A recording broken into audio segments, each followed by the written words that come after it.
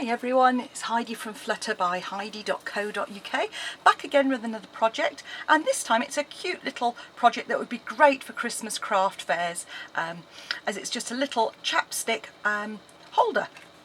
So literally it just opens on one end, out comes your chapstick, but I've used the cute little reindeer here just to add to the fun of that, and we've used our stamping blends as well.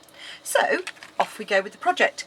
It doesn't use very much card. You can get 2 out of a sheet of A4, and I think I actually managed to get 4 out of a sheet of 12 by 12, certainly 3 out of a sheet of 12 by 12, so quite economical to make. I have only done this in inches at the moment. I will work on some measurements for you in centimetres, for those of you that work in centimetres, and I'm going to use the Cherry Cobbler cardstock this time, and we're going to start off with a piece of card that is 4 3/4 by 7 inches, and you're going to score on the long edge at 1/2 inch, turn it round 1 1/4 inches, 2 inches, 2 3/4 inches,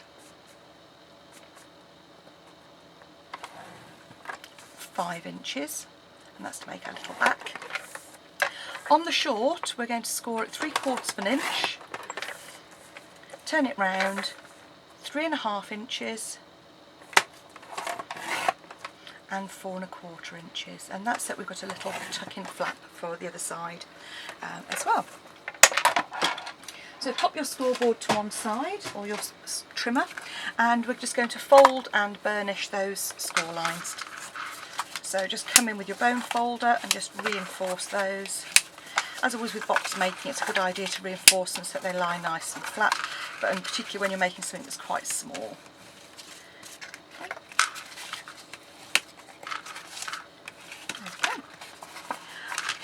Now we're going to do some trimming, and you're going to cut all the way down the 2 long panels to start off with, like so, and cut straight across. Do the same on the other side, but you've only got one score line, so just come down on the edge of that score line all the way down, like so. Then on the side which has got just the 3 little pieces, just cut away that bottom piece and cut straight up with those side pieces, because they're going to glue on top of each other. Cut away the bottom one on this side as well,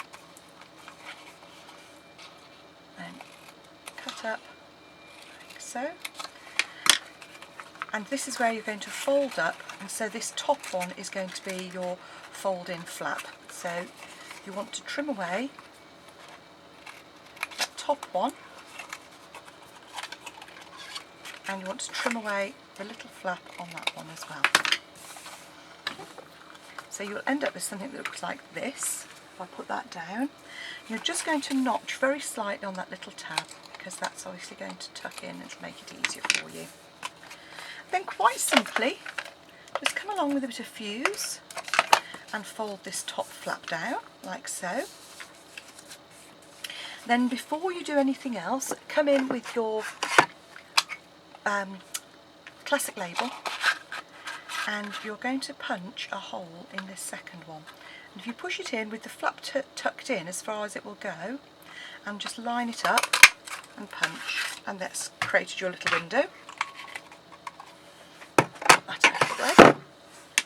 That was a nice view of the side of my arm, wasn't it? I've just noticed I haven't cut very well on that one, so I'm just going to trim that a little bit more. There we go. And then it's as simple as putting some fuse on that panel, and if you fold it up like this, that way you'll be nice and square. On the one without the little flaps, I literally put a bit of fuse on that bottom one, that's going to come in like so, and on the front one. and that'll tuck in, and that way you get a nice fold on the side there. Pop your chapstick in, and then this one just folds side over, and then all that's left is to decorate it. So to decorate you need a piece of DSP, which I have neglected to cut in advance, but that's okay because we can do it on the hoof. I've even forgotten to write down the measurements. Right, so it should be about 2 and a bit. Yeah, so 2.5 by 1.25 ish.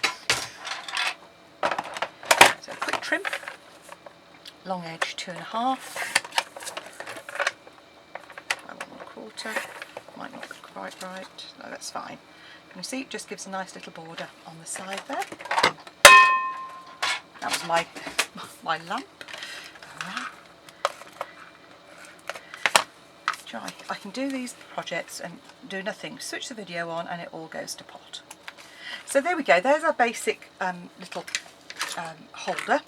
Now what we need is a piece of crumb cake cardstock, and I'm going to use some early espresso ink, and I'm using the lovely Cookie Cutter Christmas, which came out last year and is just delightful. I don't normally do cutesy, but I have to say I do Cookie Cutter Christmas.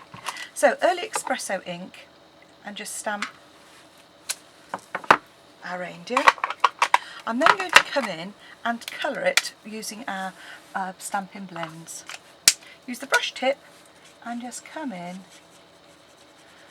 and you'll see, we know he's cute as he is, but just really they come to life so much more when you just add that colour, and then saturate like so. That was with the light one. Then we can come in with the dark, and just because the light's coming slightly to the right, we're going to do the same, so make it slightly darker on the left. So our ear on this side is going to be slightly darker. I'm using the same colour for the antlers. And don't forget with this, if you make any mistakes, it really doesn't matter, because you can come in with the colour lifter. If you go over the line, and it'll just take the colour right out for you. Now I've coloured that, I'm just going to come in and just blend around the edge there, just like so. And then use our coordinating punch. I've stamped it on the wrong way, so it doesn't fit in. That's always a good start. Oh dear. Best laid plans and all that. So when you've done what I've done, literally all you need to do is, if you line them up like so, there's your little reindeer. And I've used a tiny bit of the glimmer paper, which I've literally just put in, literally a tiny strip, and I just poke that into the side there to create our little nose. Just because I think you can't have a Rudolph without a red nose, can you? Now you don't have to use glimmer paper. You could use just a bit of cherry copper or real red, but I think it just brightens it up beautifully. Pop a bit of glue on the back there, so whatever glue you happen to have to hand. I've got my fuse because I was box making, so pop our little reindeer face here. A little bit of Whisper White, as you can see, it is just a scrap that I've got here, and our cherry cobbler ink to coordinate. And this is in the same cookie cutter stamp set. And use a 1-inch punch. I think most of us have got sort of circle punches still.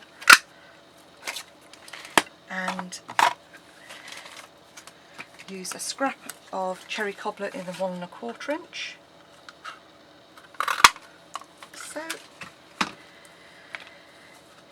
now obviously you could put these on dimensionals if you wanted. I'm just going to pop them straight on, and these are a great idea if you're doing a craft fair, and it's just a way to kind of bling up those little chopsticks. So there we go, one Cookie Cutter Christmas chopstick holder just ready to go.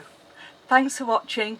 Hope you enjoyed it. Don't forget, if you want any of the products I've demonstrated, visit my Stampin' Up shop or drop me an email. I'll be happy to help you with your order.